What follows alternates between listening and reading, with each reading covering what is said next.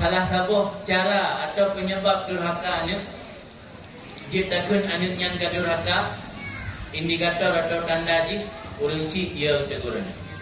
Urang si ieu teguran nya indikator anu durhaka. Ben mikir hana buku. Ada datang maka hana tam. Ada je bergabungin. Maka hana tam, dia datang, boleh. Dia dah tegur. Ai boleh, dia dah tegur. Ai tim jak le ulang. Ai tim le bantu pada kuwata. Dia dah tegur deuk ai tim kat le. Jadi kaya urang si kan ni. Yang ya urang si ia kan yang indikator atau tanda anu yang memiliki benih-benih durhaka. Ada kepegat pencerahan oleh Syekh Nawawi Al-Bantani. Dumna kadar bud yang dianggap durhaka anu dengan orang si. Kepegat contoh oleh Syekh Nawawi Al-Bantani dalam kitab. Sabah bud yang punya orang lain kubut hanjit ke pupu, tapi karena anu kubut jit ke pupu dan durhaka. Kepegat contohnya lagi contoh. Wadah berpapasan bak jalan sirau anu dengan orang si. Orang cik kesenyum anak di muka.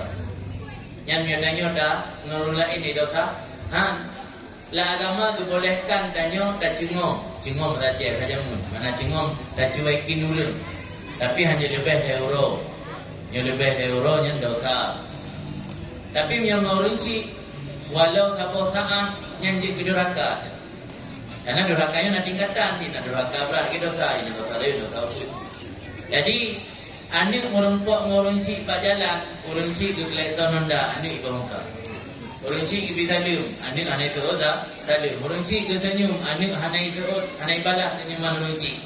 Yang walau orang lain yang enggak anggap hal biasa akan dosa, tapi yang orang si itu penyebab durhaka. Maka harus hati-hati.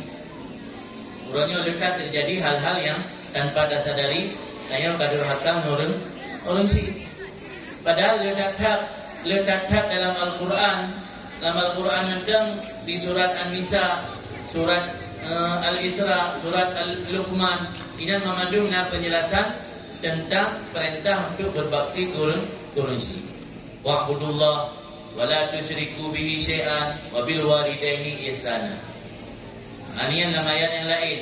Anishkur li wa liwalidayk. La ilaha illa wa qada rabbuka alla ta'budu illa iyyahu wa bil walidaini ihsana. Jadi berbakti dan berbuat baik kepada dua orang isi ini adalah perintah Allah. Kan adatnya, kan tradisi, kan hukum karma, tapi perintah dari Allah, perintah Allah. Malah Nabi menyebutkan dalam sebuah hadis riwayat Imam Muslim, la yajzi waladun walidan illa ayyajidahu mamlukan fayashtariyahu fayu'tikahu. Kalau kira membalas jasa urunsi oleh sirau anu, tegedi diperdapatkan urunsi ini sebagai sirau lamit, diblau dan dimerdekakan. Urunsi ini lamit, nanti raja mun. Dablau urunsi bak urun po katnya, alien dapat merdeka alien yang anu, nyandum balasan dabi urunsi, belum dianggap kanya membalas balasan katnya, jasa katnya. Artinya hukum dalam hadis tersebut jasa urunsinya dah balah. Jasa urunsi dah balah. Maka apapun yang kitanya berbuat kebaikan urunsi, tetap jasa urunsi akan pernah kitanya balas.